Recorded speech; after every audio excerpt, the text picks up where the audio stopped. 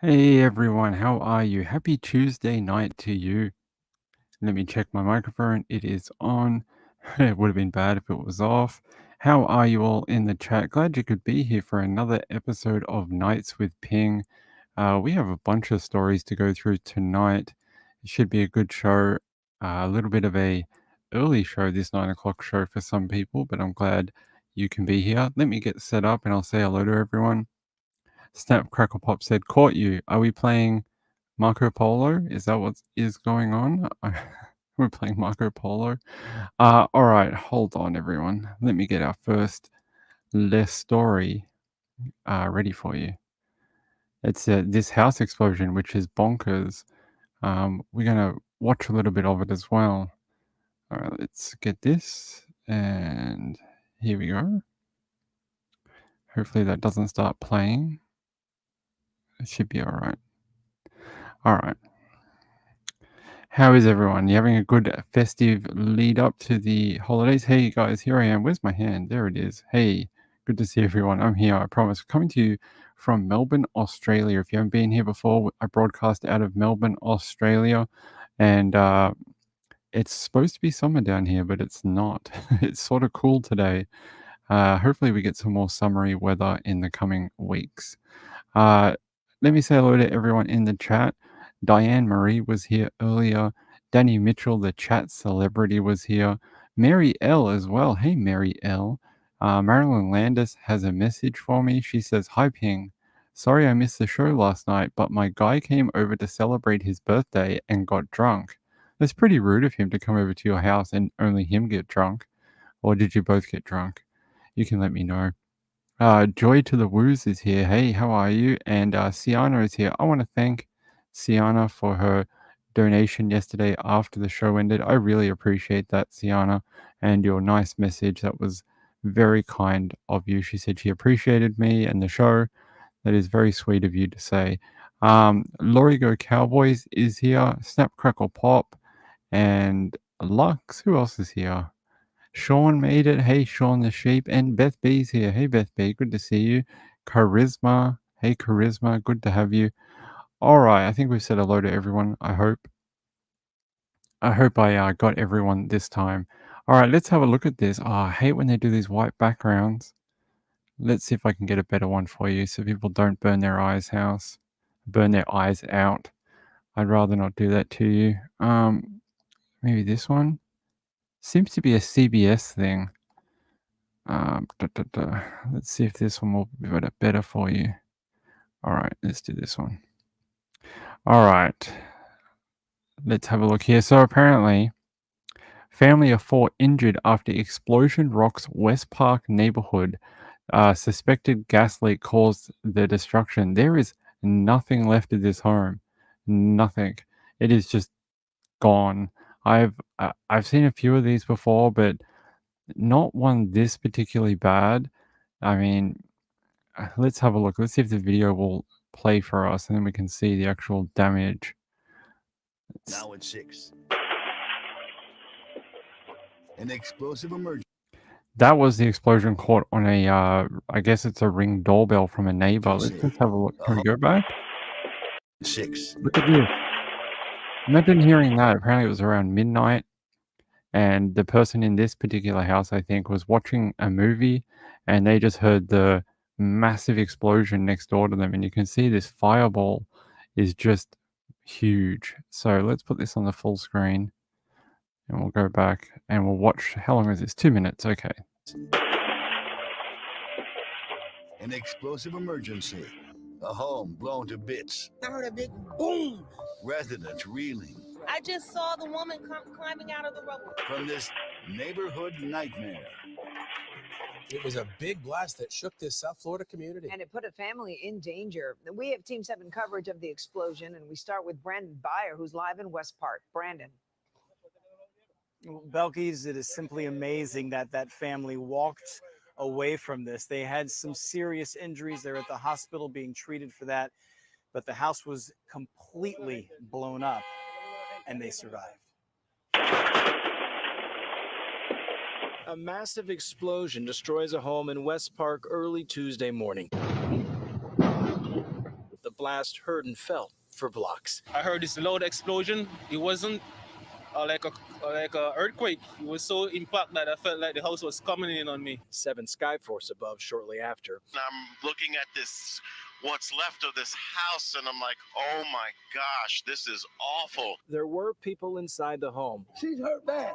4 were rushed to the hospital. Witnesses say at least 2 of the victims, children. They were like 7 to 6 year old. The woman who lives next door injuring herself jumping from a broken window. Injuries include burns, traumatic injuries, broken bones. On my legs, pretty much all over my legs, on my arms. The blast was captured on several security cameras, one directly across the street.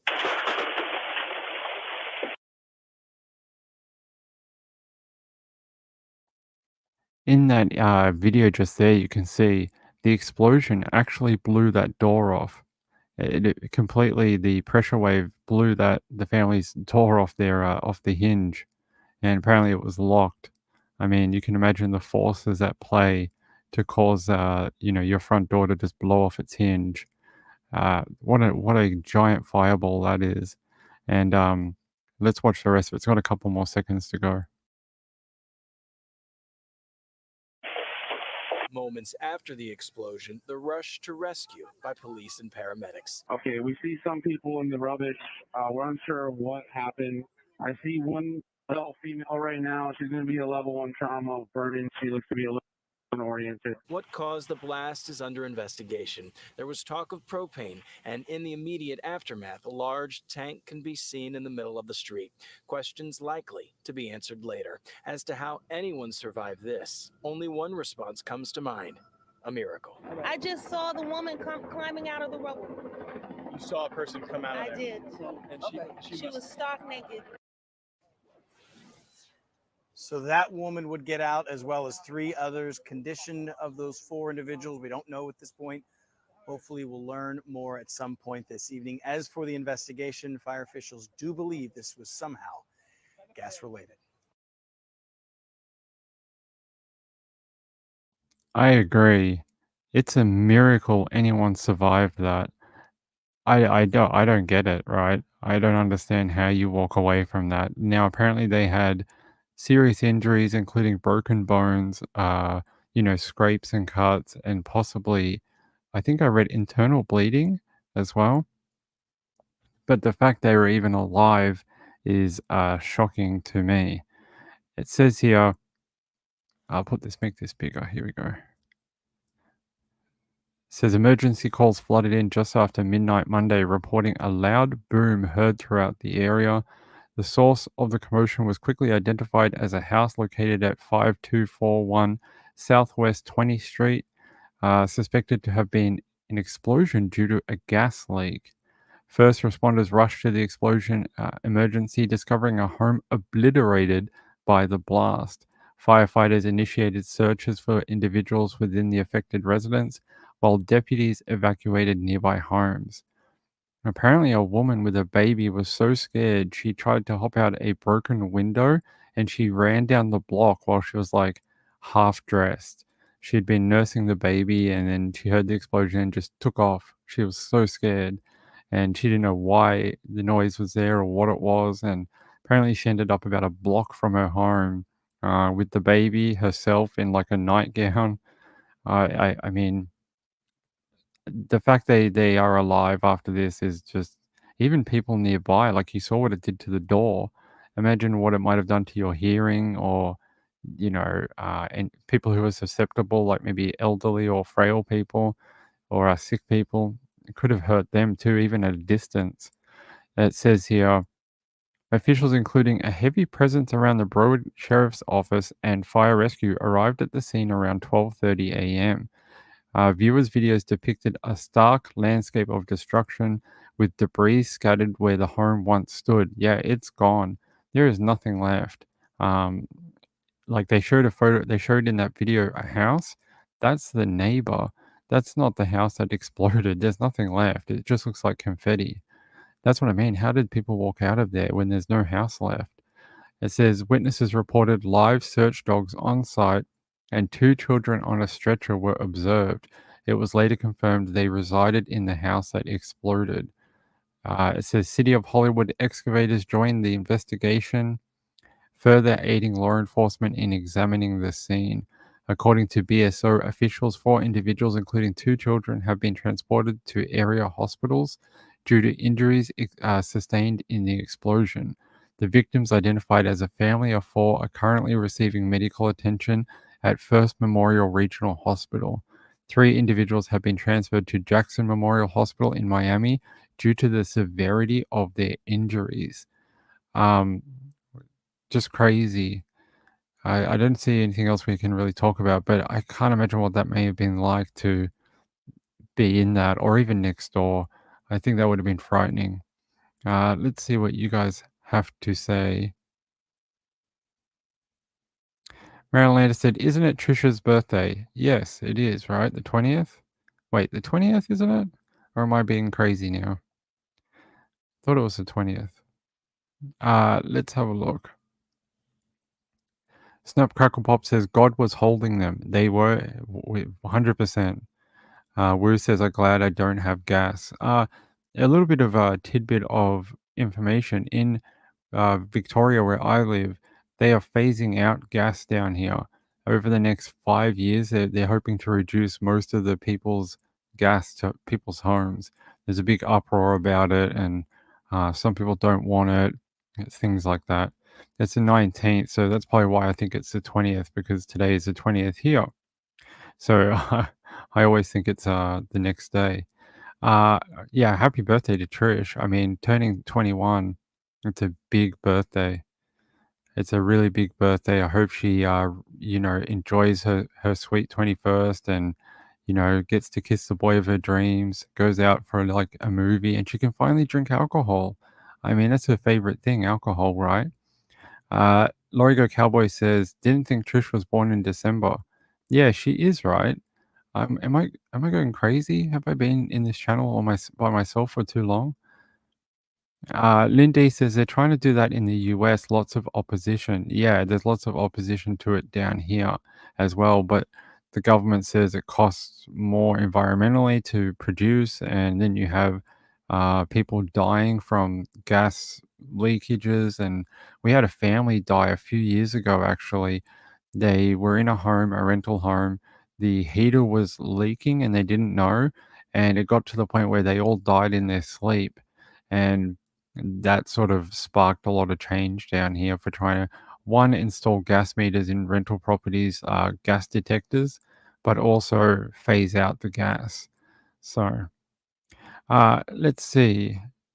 Marilynda says it's a Christmas miracle that they survived. I 100% agree. I cannot believe anyone walked away from that scene. I wish I had. There was a nighttime, a daytime shot of the house. Maybe this one has it. Here, share this.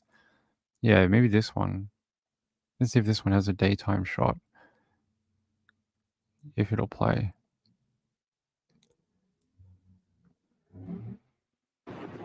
I'll mute it. There we go. You guys can see. Look, that's all that's left of that. That's the neighbor's house, I think. And that's a neighbor's house too, but like over here, there's just nothing left. That's where the house was, where that dude is standing. I wish I could pause this, but right there, that's the slab of the home. Nothing left of it. It just blew it all into the neighbors' houses.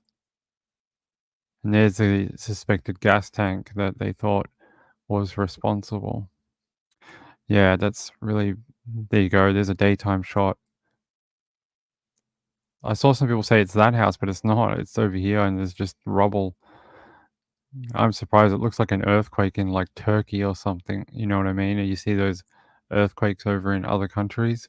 That's exactly what it looks like. I mean, how much gas must have been leaking for that to happen? I can't imagine. Mary L is here. Hey, Mary L, good to see you. Yes, Sean says it's not the size of the bang; it's the flying shrapnel that will kill you. Same as tornadoes. Guys, give me 1 second. This is very painful. Hold on.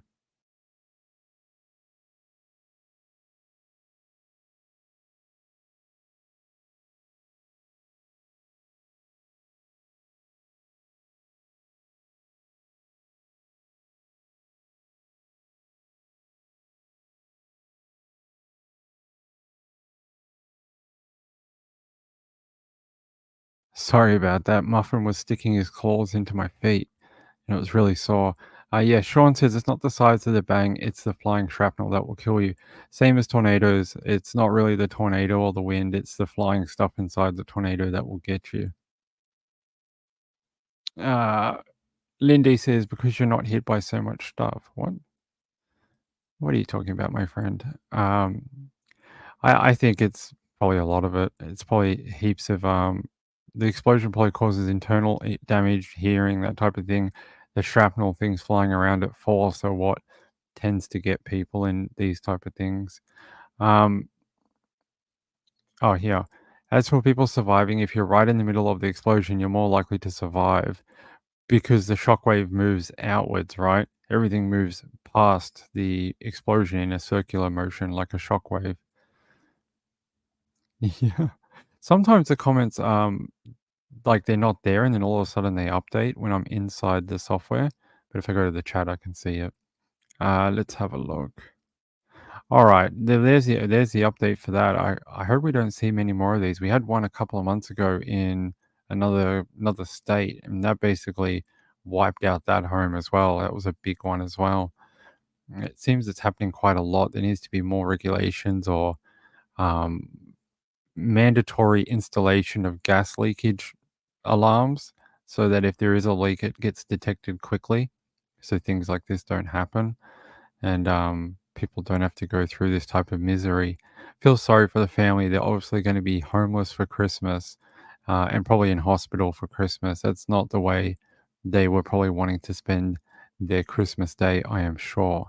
All right, let's get on to our next story. How about a elderly man, almost 80 years old, charged with murder? Do you guys want to hear about that? I reckon we could do that one. Yeah.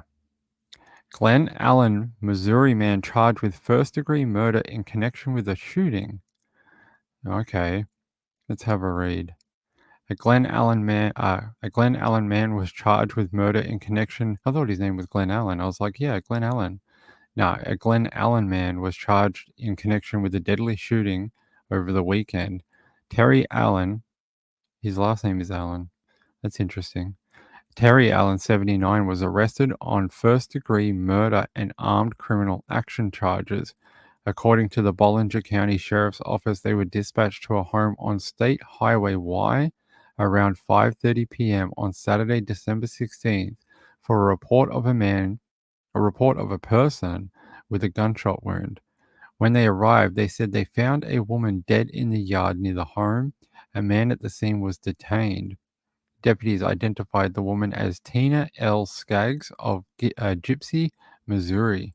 The man, identified as Allen, was taken to Bollinger County Sheriff's Office, where he was placed under arrest and booked in jail pending formal charges. Allen allegedly used a Ruger LCP 380 semi-automatic pistol to shoot and kill the victim on or about December 16, 2023. An arrest warrant was issued for him on Sunday, December 17th, with no bond available. Allen remains in jail at this time. An autopsy was performed on Skaggs on Monday, December 18th, and the cause of death was determined to be multiple gunshot wounds. Not one, multiple. Online records show Allen made an initial court appearance on Monday, December 18th, where he was formally arraigned and referred to the Public Defender's Office for representation. A counsel status hearing is scheduled for Wednesday, January 3rd. The sheriff said Missouri State Highway Patrol and Bollinger County Sheriff's Office assisted with the investigation. Let's see this little video here, and hopefully it's got more information on the motive. But I mean, you get to 80 and then you want to murder someone and shoot them? Let's find out.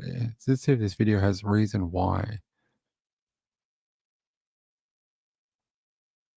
The 79-year-old Glen Allen, Missouri man being held without bond on a murder charge wants a speedy trial.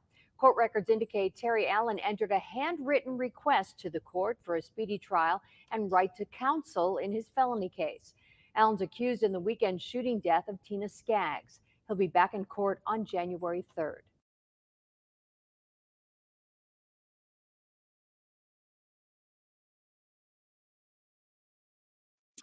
Nope, that's it. No motive. I was hoping it might have had a reason for the shooting. Let's hold on. Let's have a look. Let me check another link. No.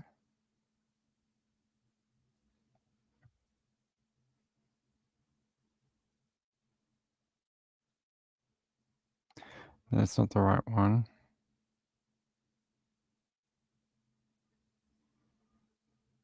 I'm just trying to see if there's more information. Doesn't seem to be, which is interesting. Let me search the victim's name. This was sent to me by a viewer this morning. They're like, can you please do this one? And I was like, sure. They said it's from their area, but it doesn't seem to have much information. There's a photo of him, of the man accused of shooting Tina multiple times and killing her. It'd be nice to find out what it was over. Normally they tell you something like, oh, they were neighbors and, they got into an argument, or she was found trying to break into his home, or it doesn't say anything here. Hold on. What was the charge again? Faces a murder charge here, but what was the specific charge? First degree murder. Is first degree murder in this particular state? Does it have to be premeditated? Missouri. I want to see if Missouri, what the first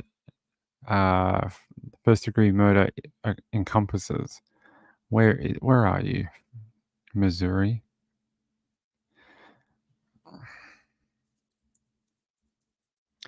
Let's have a look. Missouri. Yeah. First degree murder, persons under 18 of age. No, not 8, under 18.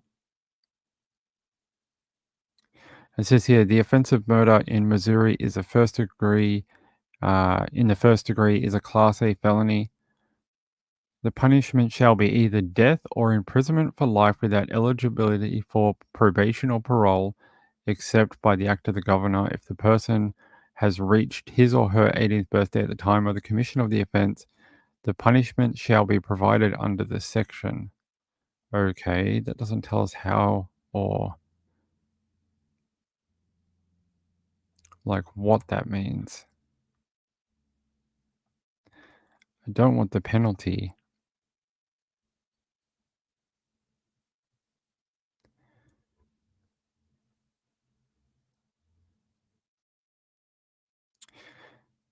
Oh, hold on. Sorry, I want to see if this is because it's interesting. Like, did he plan it or?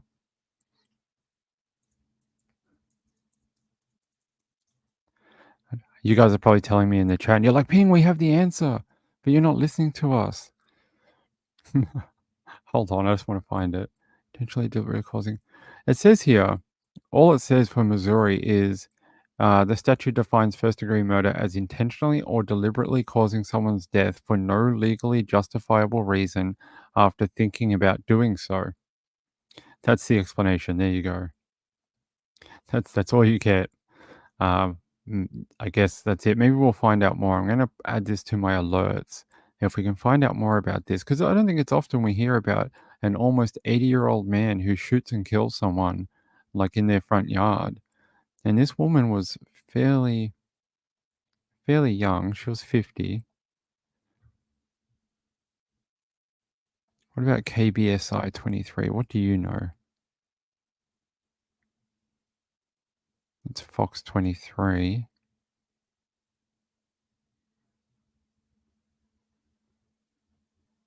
It just says here, Allen was taken to the Bollinger County Sheriff's Office where he was arrested and booked into the Bollinger County Jail. We know that. On Sunday, December 17th, the Honorable Judge Alan Businik issued an arrest warrant for Allen for first-degree murder and armed criminal action. The arrest warrant was issued with no bond. And that's it. They just said this remains an active investigation. There is no other information. Interesting. Okay. Well, I'm sorry about that, but thanks for sending it in to the person who emailed it to me. I appreciate it. It is an interesting one. I don't think I've ever heard of someone. I mean, it's not. I don't think it's that common for someone to shoot someone at that age. May, hey, how are you? Good to have you here. Ah, where's your little... Hey, good to see you. Thanks for being here. All right, let's get to a different story, something with a bit more substance. Let's talk about Samuel Haskell for a second. If I can find my link, which I apparently can never do so. Hold on.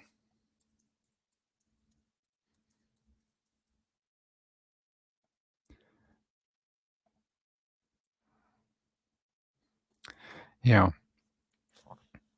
Medical examiner confirms wife of Hollywood agent's son is dead a month after husband was charged with murder. There's a photo of May Lee Haskell. She was the remains found in the dumpster. We all covered that a while ago on November 8th.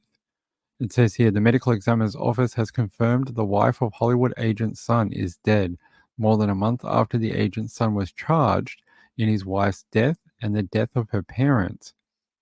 Maylee Haskell's date of death is listed as November 8th, the day that authorities previously said a woman's torso was found in a Los Angeles dumpster, according to a Los Angeles County Medical Examiner's Office record available online on Monday.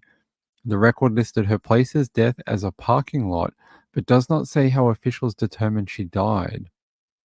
Her husband, Samuel Haskell, was arrested last month after police tracked a torso found in a dumpster on November 8th to the Los Angeles home that the couple shared with their children and her parents. The torso was not identified when it was found, but police assumed it belonged to Maylee Haskell. Maylee's parents, Goshan and Yanxing Wang, are still missing, but Haskell was charged last month with 3 counts of murder relating to the deaths of the parents and of Maylee Haskell. Maylee Haskell's cause of death is still under investigation according to the online record from the medical examiner's office. The record does not list a manner of death. CNN has sought comment from the Los Angeles police, which is investigating the case. CNN also says they are trying to identify Haskell's current attorney. And yeah, this was the weird one that we learned about in this case, how he hired workers to remove the bags from the home, but they contained body parts. And when they became suspicious or scared of what was inside, they basically came back to the house, dropped it off, and gave him his money back and said, you know, we're okay. We don't want to do that. So it says here, investigators who responded to a call about a torso found information that led them to the suspect's home. Los Angeles police said in a news release it's unclear what information led them to the home. At the home, authorities found blood evidence and other items. I think that'll be interesting to know what this means and how they're so sure that they're missing for like 2 months. We assume they're dead, but it'll be interesting what other evidence was found. And it's still, we're 2 months or whatever away. What is it, like a month and 2 weeks? We're 6 weeks from when it happened. No one still has any idea where those other vehicles are or where the parents are. I mean, there's still, what is it, 2 vehicles that are outstanding and two family members. They're somewhere around LA. Just somewhere. Somewhere around LA, there's 2 cars and 2 bodies just missing. Yeah, Nanalana says, I love seeing new names every night in here for Ping. Yes, that is very cool.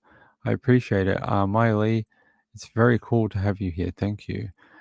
Sean says, very odd. It happened in her yard and he was present when police arrived. Right, the old man, well, not old man, the older gentleman. We don't say old, we say older. Yeah, apparently so. He was present. So, hey, Muff, what's wrong? You all right? No. You can't go up there. Hey, buddy. Here you go. Here's the co-host of my show, the Orange Cat. So I want to know how much time, if he killed Maylee Haskell and her parents the same day on November 8th, how did he have so much time to dispose of the 2 cars and the 2 bodies? I don't get it. I want to know how big is LA to the fact that in 2 months no one has found the cars or two possibly decomposing bodies. I find that strange. I don't know if you guys do, but I do. Yeah, Muffin's there. He's just making sure everything's okay. Yeah, he's the co-producer of this channel. He's you know, guys, 1 second.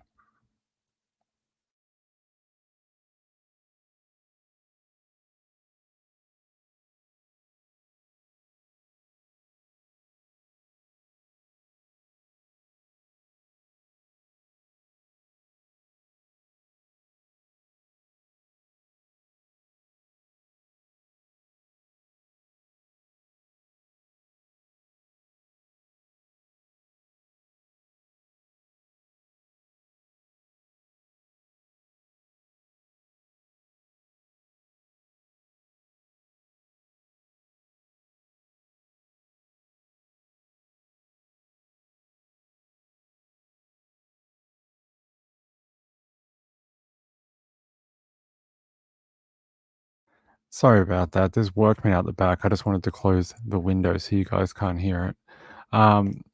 Yes, Muffin just making sure everything's okay. Yeah, so let's get back to the subject. I literally have no idea. I I would love to know what happened to them, and you know, yeah, I find it disturbing that there's possibly those two vehicles. Do you think maybe they're underwater? That's the only thing I can think of is why they haven't been found. Either that or could they be in like a long-term car park somewhere, like a long-term storage, like like at the airport. But if it was at the airport, they probably would have found them already. But maybe like a parking structure or something, underground car park. You'd think it would smell by now. Let's have a look. Goshen and Yushen, uh, Zheng, Zheng. Let's have a look.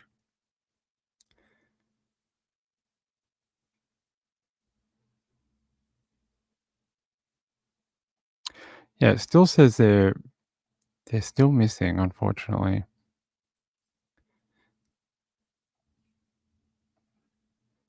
There's a photo of Haskell and his wife. Hey Rob, hey Robbie, good to have you. There's a photo of them, Haskell and his partner. Hey Kelly in Texas, good to have you here.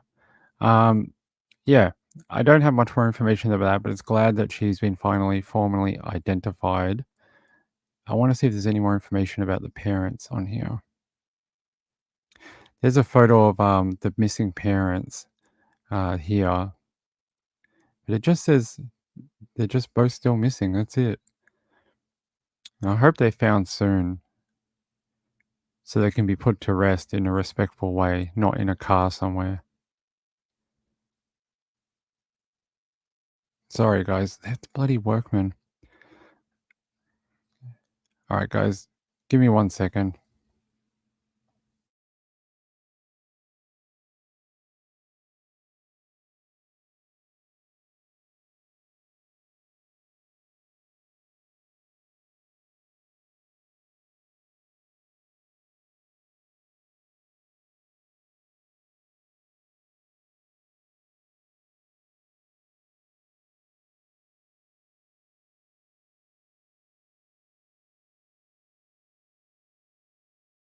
Sorry, we always seem to get disrupted on this show, don't we? I used to never do the show, and I used to always do the show and never get disrupted, and then I started doing these every day, and every time we get disrupted by stuff. Can't help it when it's daytime here. Yeah, I don't have much more than that. I hope they do find them. It's pretty horrible. All right, let me get our other story for tonight. Our other story is a murder. Another murder. I feel like that's all we talk about. It's like, here's another murder. Where are you? Yeah, here it is. It is Sean Kiger. We're going to go to the Ozark Radio News if it'll load.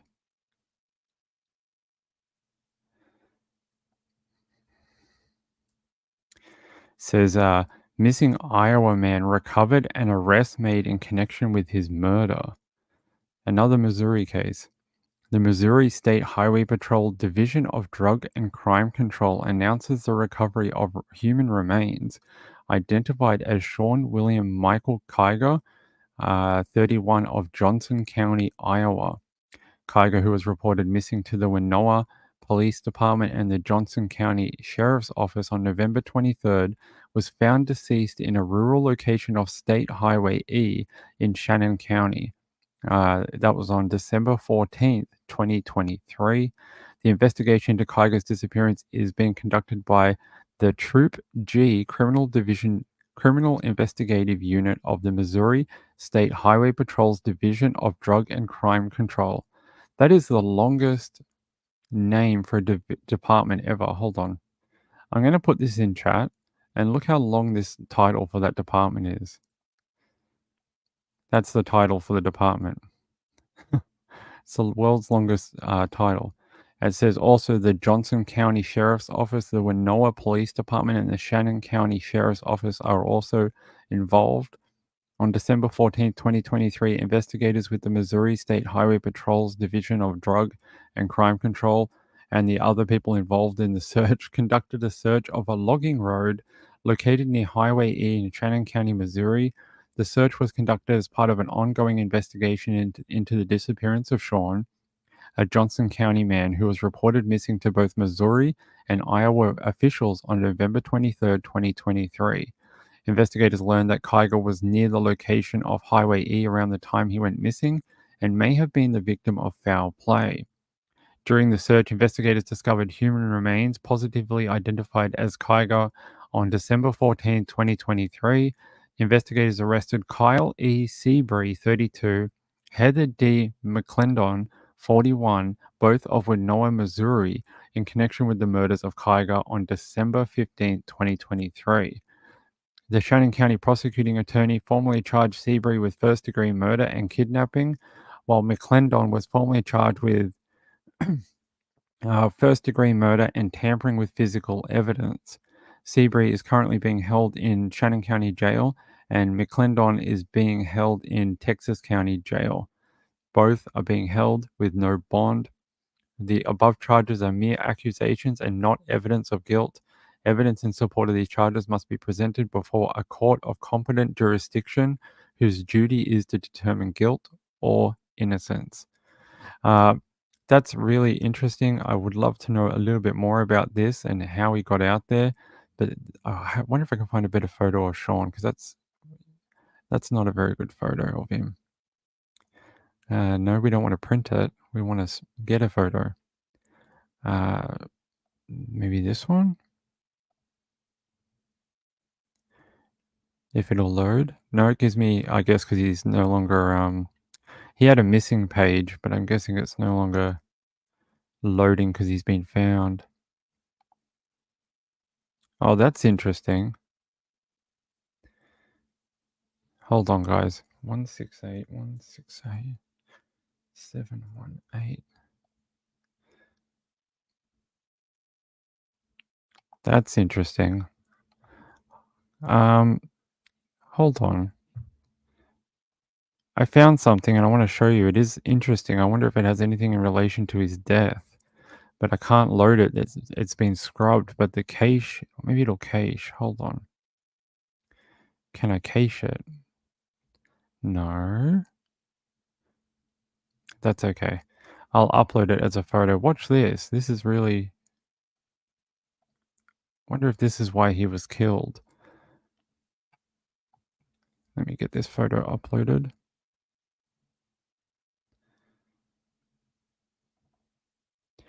When I search his name, this comes up.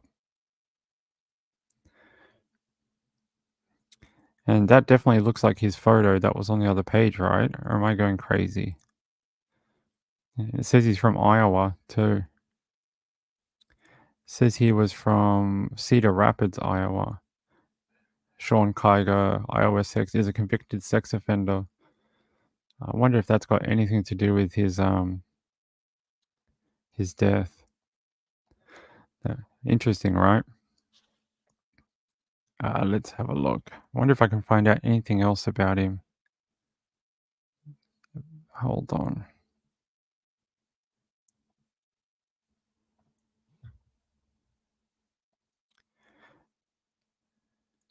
Let's have a look. Yeah, that definitely looks like him. Look, there's a bigger photo of him. And that's a police photo too, because it's got the little signature on the bottom, the little emblems. Oh, here. You guys can see there. It's got the little police insignia on the bottom. Let's see what it says. Share this one. They said the Iowa Sheriff's Office and Missouri authorities in separate statements said Friday that the body of Sean William Michael Kiger was found in a rural location. Yes, we know that. They said Johnson County Sheriff's Office deputies found an abandoned 2021 Dodge pickup truck owned by Kiger near a small wooded area in the 1400 block of Highway 6 northwest of rural Johnson County. According to the probable cause statement, investigators learned Kiger had traveled to Missouri with Tyrell DeShunt Harris Sr., 29. On December 5th, Johnson County Sheriff's officers interviewed Harris, who said he met Kiger through mutual friends.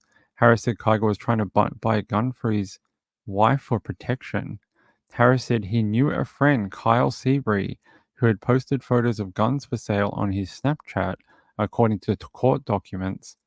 Harris told Kiger he could buy a gun from Seabury, who lived in Missouri. Kiger and Harris then went to Winona, Missouri early on November 21st to meet Seabury at his residence. Another man identified as Alex was also there. Harris said Seabury drove Kiger's truck around to various locations during their stay, with Kiger and Harris as passengers. Harris told authorities Seabury drove the truck to an unidentified woman's residence, in addition to another to purchase drugs. According to court documents, Harris said Kiger and Seabury smoked meth that day. On the evening of November 21st, Harris said Seabury and Alex took him and Kiger driving to a nearby wooded area. At one point, Seabury got out of the truck, opened the tailgate, and yelled at someone. Harris said he realized it was Kiger in the truck bed. They drove around for a while and then stopped in the woods. Harris said Seabury and Alex got out of the truck and told Harris to stay inside as they moved Kiger out of the bed of the truck. When they all walked around to the front of the truck, Harris saw a rope around Kiger's waist, and he thought Kiger's hand might also be restricted in some way. Harris told authorities he saw Seabury shoot Kiger in the back of the head. Kiger went down on the ground, and Seabury and Alex got back in the truck, leaving Kiger's body in the woods. Harris said he left Missouri in Kiger's truck the next morning and returned to Iowa. Okay, so paranoid meth smokers shoot guy they met to purchase guns? That's a really convoluted story, right? So he wanted to buy a firearm for protection for his wife. He asked a friend. That friend said he knew someone else. And then they drove around and bought meth, and then the people he was going to buy the gun off, who he'd also smoked drugs with, ended up shooting him in the back of the head while he was tied up, and then left his body in the woods. That is a bizarre story. If you are as lost as I am about that one, I'm a bit lost about it too. It says here, investigators obtained search warrants Thursday and went to Seabury's residence, where his girlfriend and their infant son lived in Winona. During the search, officers found yellow nylon rope in the backyard and inside the house, and a box for a .22 caliber Citadel rifle, though the rifle was missing. Several .22 caliber bullets were found at the residence. The second search warrant was for the residence of Heather McClendon in Winona. During interviews, McClendon told authorities Kiger, Harris, and Seabury were at her residence on November 21, but she hadn't seen Harris or Kiger since that day.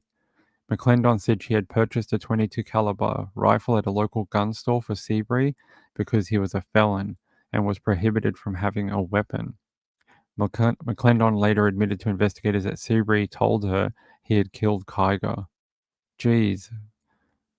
It says Seabury told her he had removed a handgun from her purse and used it to kill Kiger. She said Seabury returned the handgun, but she no longer had it because she went to Blytheville, Arkansas, and sold it for $100 to David, whose last name she didn't know. Okay. McClendon said the handgun was a silver Hi-Point .22 caliber pistol. She said Seabury told her about tying up Kiger and putting something in his mouth so his screams couldn't be heard, and placing him in the bed of the truck when he drove to a location where he fatally shot him. Seabury also told her he slammed on the truck's brakes several times, causing Kiger's body to bounce back and forth inside the bed of the truck. Seabury also said he stopped the truck and struck Kiger while Kiger was bound. Okay, there's the arrest. Kyle Seabury and McClendon, Heather McClendon. Oh, what a roundabout and ups and downs of a murder. It says on Thursday, investigators arrested Seabury and McClendon, and they were formally charged Friday. Seabury was charged with first-degree murder and kidnapping. McClendon was charged with first-degree murder and tampering with physical evidence. Seabury is being held in the Shannon County Jail, and McClendon is being held in Texas County Jail, both without bond. What a just... I don't know how much of that to believe from any of them, because it's just so random. Half of it's just bizarre. There's a photo of him. That definitely looks like the other one we saw. Hold on, let me bring that back up on the screen. Oh, that's definitely him, look. It's the same photo. So I don't know if that has anything to do with his death, but he was apparently in Iowa. He was on the Iowa Sex Offender Registry. Hey Peekaboo, how are you? Good to see you. Fluffy Muffin made it too. Hey, good to have you. Sorry about that. It was a really long story. I didn't mean to just drown on for like 10 minutes. Robin Lane, driving but wanted to say hello. Hey, how are you? Good to have you. That might be a story we should keep an eye on when it gets to trial, because I think we might learn more about what happened that day to Sean, because I don't believe any of this. I mean, I believe they killed him, but half of the stuff they're talking about is just, you know, roundabouts and ups and downs and slippery dips.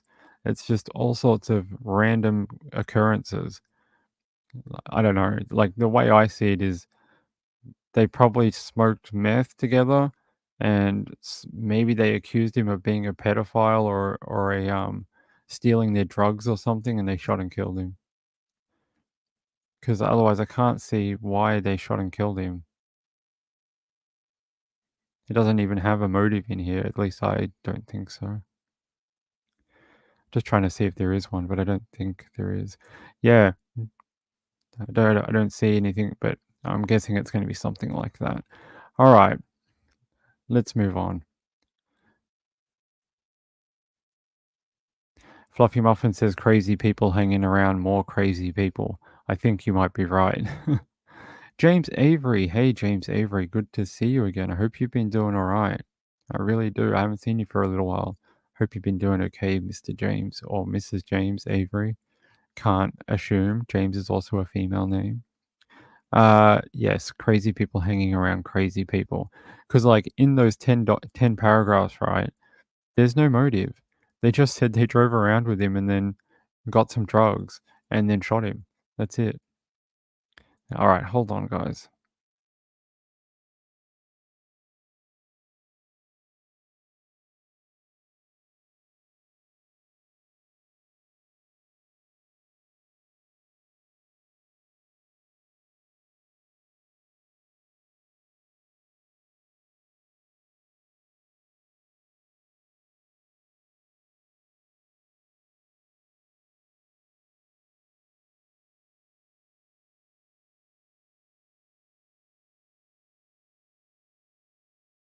Sorry, my leg fell asleep and it was like super painful. All right. Let's see. You guys want, do we have time? What time is it? 150. All right, we got time for one more.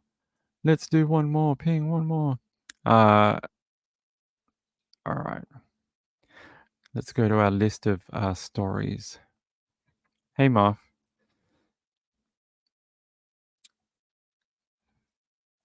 What about Kyle Bantram? Hey. Hey, get down. Why is your paws wet? Guys, hold on. Sorry.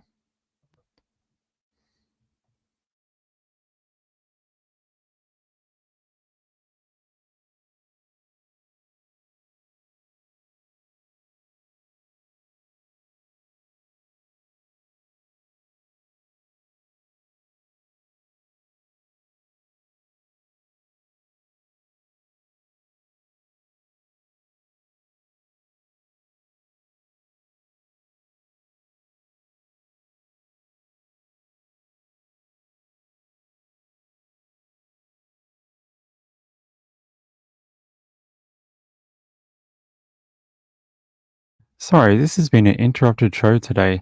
No, his Muffin's paws were like soaking wet, and I'm like, where did you get water from? Like, he has bowls of water, but not enough to make his like feet soaking. So I was concerned. He actually scratched the crap out of me. So, uh, Fluffy Muffin says it's Muffin's turn to tell a story. It could be, you know, geez, he got me really bad. Fluffy Muffin says a series of chaotic events. I agree. Hopefully we learn more about that because I don't think anything in there is a real motive to, you know, cause someone to be murdered. All right. Do we share this page? Yeah. It says new Oxford man 37 charged with December 12th homicide, according to police. It says police charged a new Oxford man Saturday with the homicide of an Adams County man, according to a news release. Police said Kyle Wesley Bartram, 37, of New Oxford, is charged with felony counts of criminal homicide and robbery in connection with the December 12th discovery of a body of Keith Mon, 61, of Jacqueline Drive in Mount Pleasant Township. Chief Deputy Coroner Francis Dutrow said Keith Mon was beaten to death with a blunt object.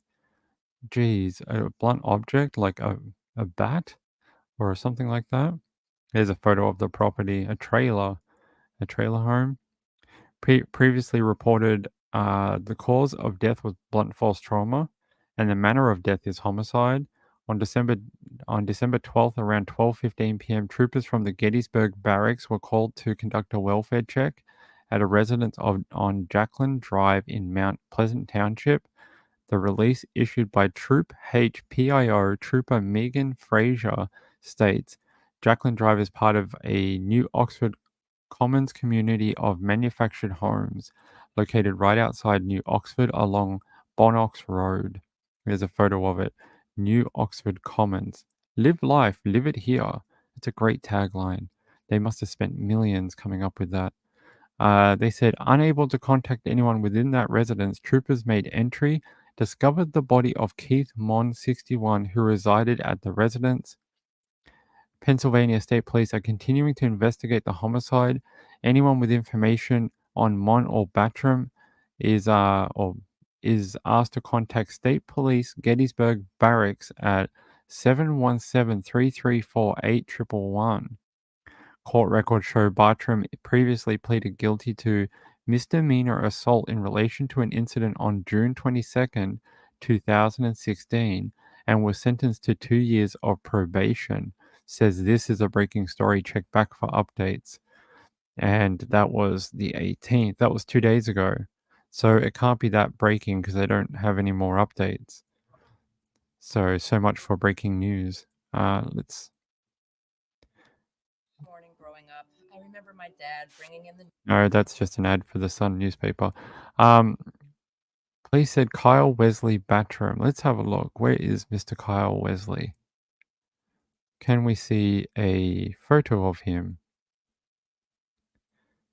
No. Okay. I want to see if we can get a photo. It's always good to do that if we can get it. None of these sources have a photo for him. He's a man without a photo, a man without a face. Maybe this is it. Okay. Ah, come on. There we go. There you go.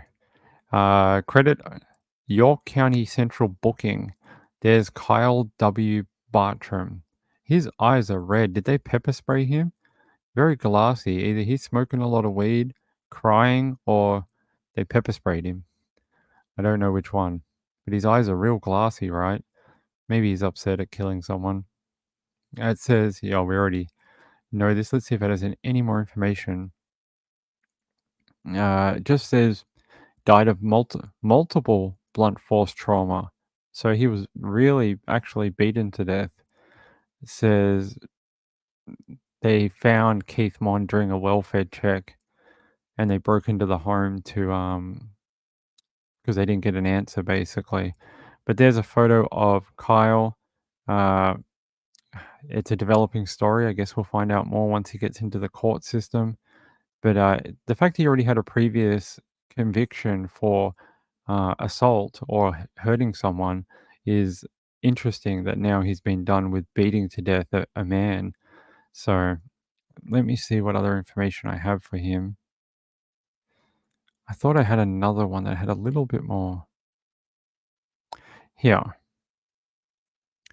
It says, when Mon, which is the guy he killed, Keith Mon didn't show up to work on December 12th or call in, a co-worker of his requested a welfare check at Mount Pleasant Township home. According to the affidavit, co-workers had gotten an email the day before saying he wasn't feeling well, and the co-workers knew he had heart issues. Pennsylvania state troopers were unable to reach anyone inside the home, like we spoke about before. They made the forced entry. They found Mon dead amid obvious signs of a struggle. He had blunt force trauma to the head, a possible broken arm, and bruises. There was also a large amount of blood was found near his head and on the walls and ceilings of the property. What? On the walls? And I mean, the walls I get, but the ceiling? How badly did they beat the crap out of him? It says, while troopers were on the scene, a friend of the victim arrived and he told officers that he'd gotten a call from Bartram, who was Mon's emergency contact at work, and that Bartram had asked him to check on his roommate. During the call, Bartram said he was in Virginia, trying to provide an alibi, obviously. The trooper spoke with the mother of Bartram's on-again and off-again girlfriend, who told him that Bartram had recently been diagnosed as bipolar.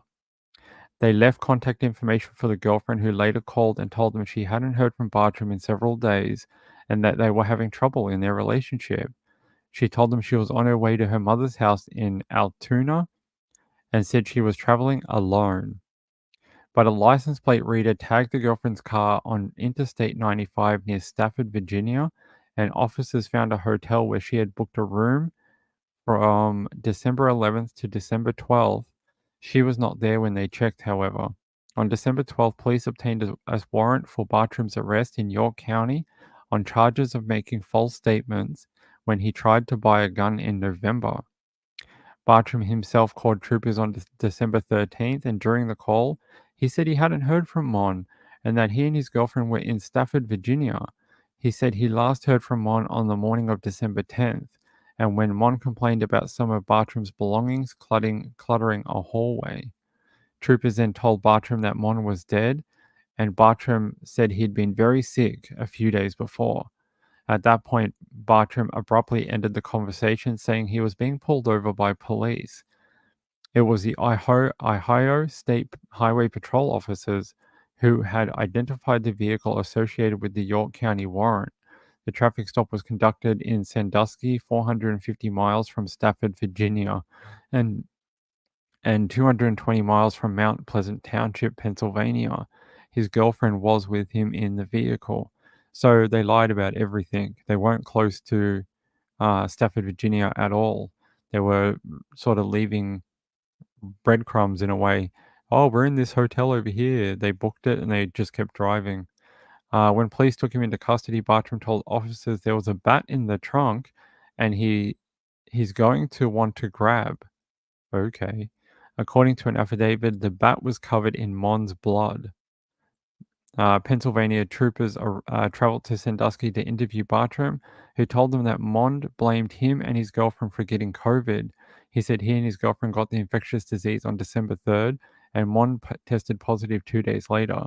He said he was also angry and felt betrayed because Mond had told him there was no key to a deadbolt at the house, but later turned up with one and used it. Also, he said Mond lied to him about not smoking. Who cares? They're like such minor things to get angry about, right? Let's have a look. Yeah, that's a really interesting case. The fact they went on like a cross country, uh, adventure while trying to outrun a murder that they'd done.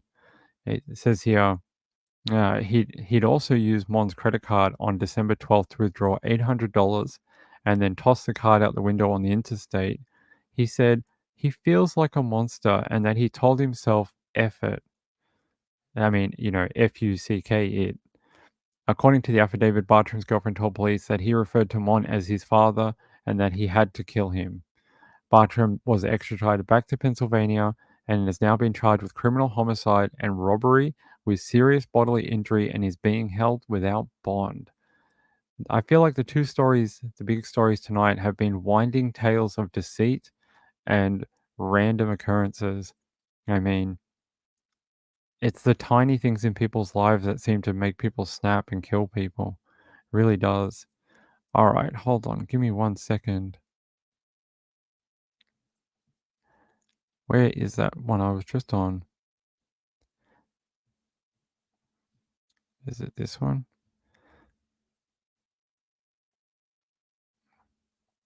Someone sent me an email just before about an infant baby who's been found dead. Thank you for sending that in. Hold on. Give me 1 second. I just want to fix the camera.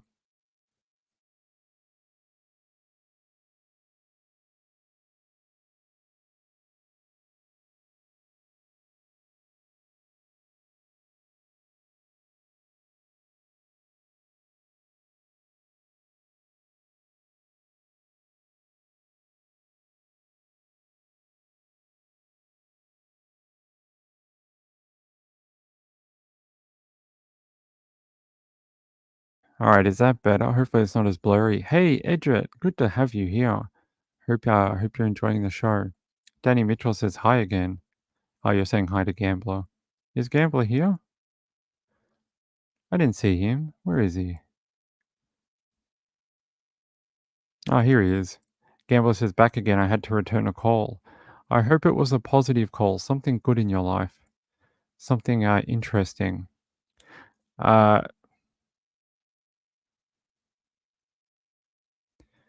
This is interesting. I'm going to have a look at that in a second.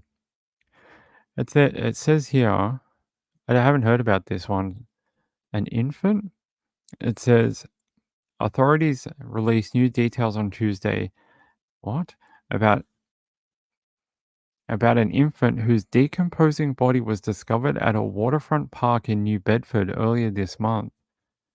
The Bristol County District Attorney's Office said the infant, who they referred to as Baby Doe, was a boy and was likely dead for 1 to 4 weeks before his remains were found on December 9th.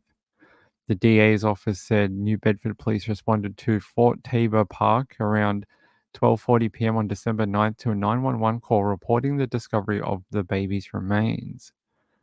A woman told officers she was walking along a path near the water with her niece when she saw a blanket near a thicket of bushes next to the path and smelled the odor of decay. The woman approached the blanket and found a white plastic bag inside it, which contained the infant's decomposing remains. She called out to 2 men nearby walking their dog upon finding the body, and one of them called 911. The child's body was taken to the state medical examiner's office. The cause and manner of the boy's death remains pending, according to the DA's office. As part of the ongoing investigation into the death and discovery of Baby Doe, detectives are reviewing several weeks' worth of surveillance footage from the surrounding area. Our office has partnered with a private lab in Texas to perform extensive genealogy and forensic testing of DNA and other evidence collected in the case. The private lab in Texas will be Othram, I'm guessing. They are in Houston, in Texas. So I'm guessing that is Othram's lab. They specialize in genetic genealogy and DNA. The DA's office did not disclose what other evidence had been obtained for testing. How old did they say the baby was again? Where does it say here? It says it was likely dead for 1 to 4 weeks, but doesn't give an age. Like, was the baby newborn? Was it a year old? 9 months old? Because, like, could it have been a young mother who was scared, like she got pregnant young and hid the birth and then dumped the baby after giving birth to the baby? I mean, I've heard of that happening several times. Even down here in Australia, it's happened a bunch. I would hate for that to be the case because there may be a scared mum out there. Oh, what does Gambler say? Gambler says, it wasn't anything exciting. My cousin had a question for me. I hope it was an interesting question like Jeopardy and that you guys have this weird tradition where you call each other with Jeopardy questions and it's sort of like a game you two have. You guys keep score and, oh, you're like, oh, I beat you last time. Yes, Fluffy Muffin says, Mum may need medical attention. Yeah, often when we have these stories in Australia, the one thing the police say is that you're not in trouble. We're more concerned about you, that you may need medical attention. And that's more what they're worried about, is getting the mum to a hospital for a checkup and just make sure she's okay. Because a million things can go wrong in the birth of a child, especially if you've had birth like in the bathroom of your home and you don't know what to expect and you don't know the correct things that should happen or not happen and a million other things to do with it. They could get sick later on. So finding the mum is a big deal because don't they have those laws in the US where a mum can give the baby to like the fire department and things like that if they want to. Hey, Brian. Brian, good to have you here. He says, Mum VLV. I don't know what that means, but I get the mum bit. VLV. Yeah, hopefully they find him. Marylander says, kissy face. Yes, kissy face to you too, Emily Narb. That's very sad. I hope there isn't a mum out there somewhere that, needs a lot of help. You know, oftentimes we've heard some horrible stories of women keeping babies' remains and murdering their own babies and things like that. But a lot of times these babies that are found are because it's been a scared teen mom or something like that, or they're in a very religious family where they can't have sex outside of marriage and yet alone having a baby outside of wedlock. It's just against their culture. So I hope that's not what's going on here. Let's see if I think we're going to wrap up soon, guys. I'm going to let you guys go in a few minutes. I just want to check one more lead out for tonight. 1 minute.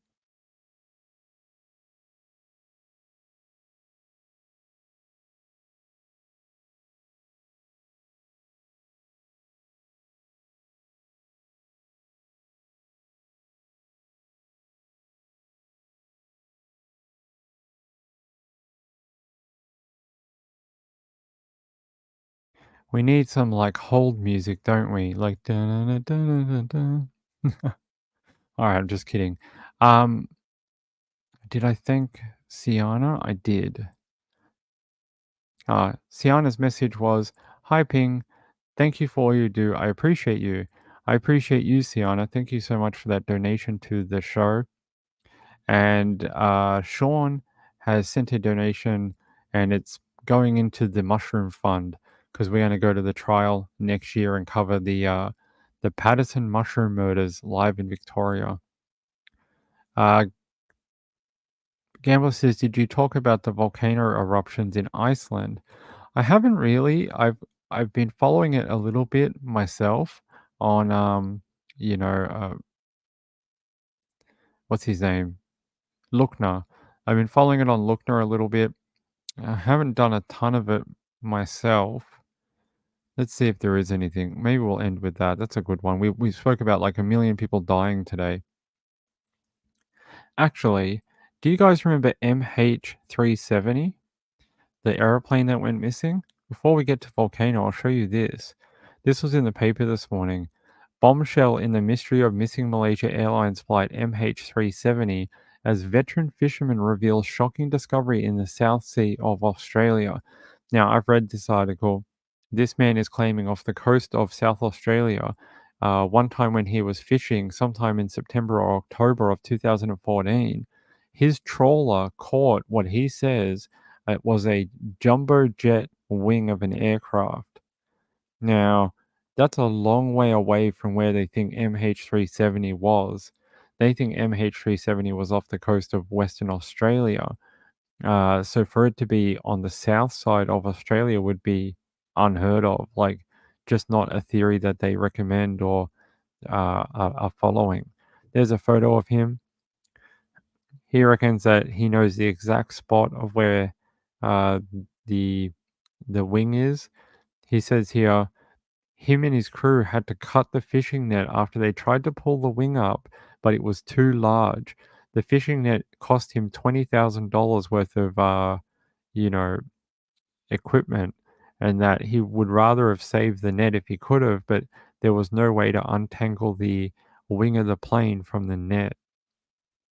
And they're saying, so this is where they normally thought it was, that it flew from Thailand around here or Kuala Lumpur in Malaysia, and it flew all the way down here off the western coast of Australia, and they reckoned it was, somewhere in here. They're not exactly 100% sure where, but somewhere in this area, and they've spent millions searching for it, and they've never found very much. But off the coast of some of the islands in the ocean here, plane debris have been found and have been suggested that they came from this aeroplane. So it would be a little weird if this aeroplane was found on the south side. The south side would be here where my mouse is. Or he reckons somewhere here. Somewhere just under here somewhere. So he said South Australia. This is South Australia here. So it'd have to be somewhere here. That's a long distance from where they think it landed. What did it do? Fly over Australia and then land here? I mean, it didn't go this way and then come around and fly under here. It's, I don't know. I find it a bit strange, but there was a reconstruction on the National Geographic. People mourning the loss. Yeah, so that was a story in the paper today, if you hadn't seen it, that this guy reckons he found a jet plane wing while he was fishing. Now, who knows? If he did find it, why didn't he report it? He says he did, but I'm pretty sure that the aircraft, Association of Australia or whatever they're called, Flight Association, would be very interested in that information if it did happen only a couple of months after the aircraft went missing. So I don't know why he's kept onto this information for a decade and not said anything. Yeah, maybe they'll find it. It'd be nice to find it for the families for sure. Let's see if there's anything in the world news. Oh, they got a live thing here. Look at that. That's the lava in Iceland, the volcano. It opened up like a river. Look at all this. That's a lot of lava. You could not surf it. You could not surf it. That is crazy.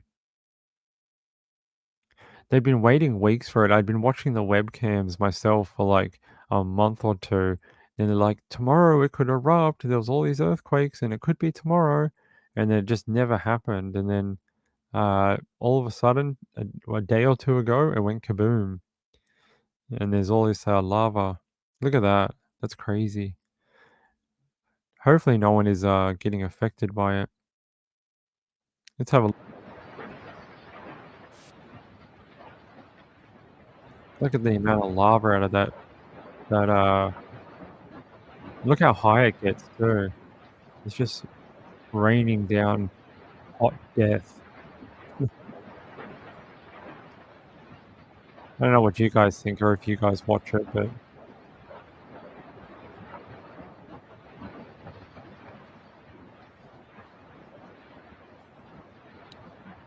what did Wu say?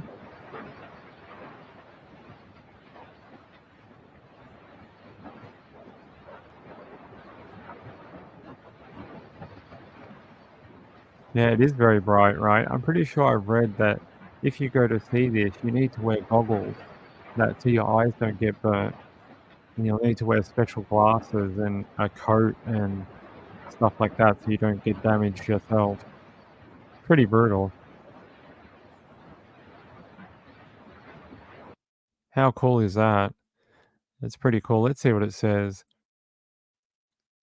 They just said the town has been evacuated after an earthquake swarm.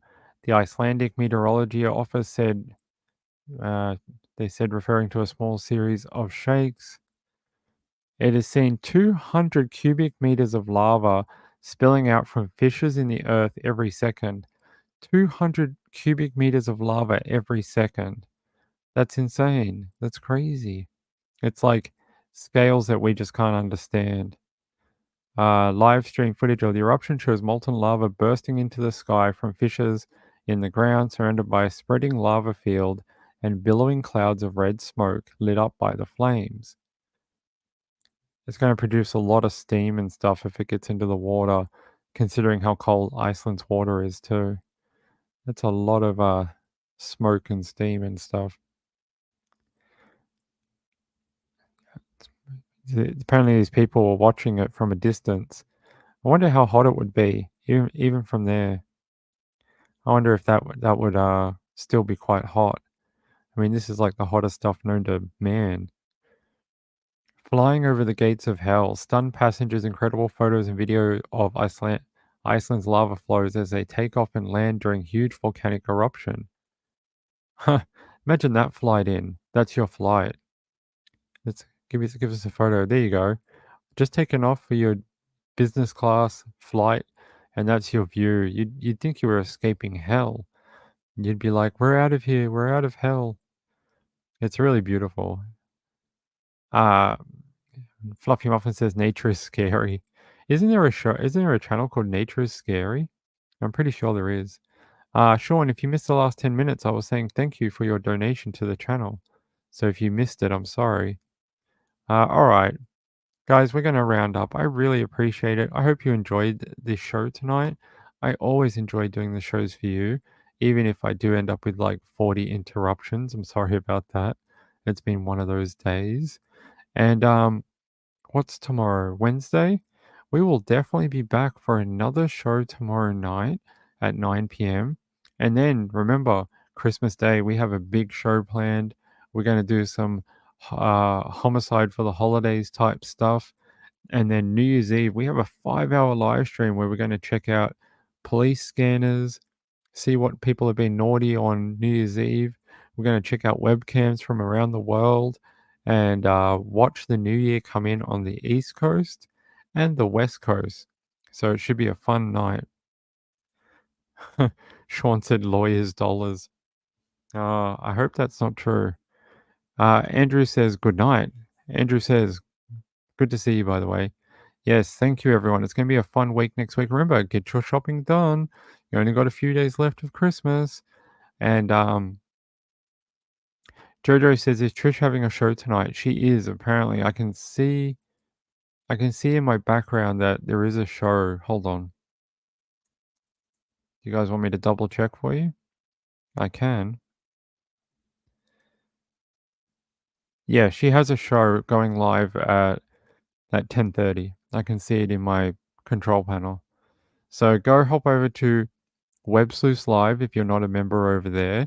Like and subscribe to them. They do a show at 10:30 every night, and come back here tomorrow night at 9 p.m. and we'll have another live show. Until then, I really appreciate you all, and thanks for staying subscribed to this channel. And if you are not subscribed, why not? Come hang out with us and talk true crime. We go through a million different cases and breaking news each and every night. And sometimes we just have fun and we just talk about random topics. But tonight was a bit more serious. We had a bunch of serious topics to talk about. But until then, until tomorrow, make sure to say hi to your mum for me. If you're an Aussie, you'll know that one.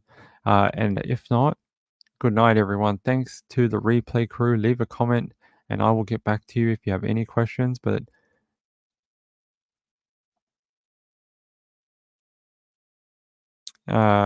thank you, Ping. I appreciate you can't always be here. I'm here 5 nights a week, 6 nights a week. So we're here. The only day I can't be here is Christmas Eve. I'm busy. But yeah. See you later, everyone. Bye. See you later. Good night for the night.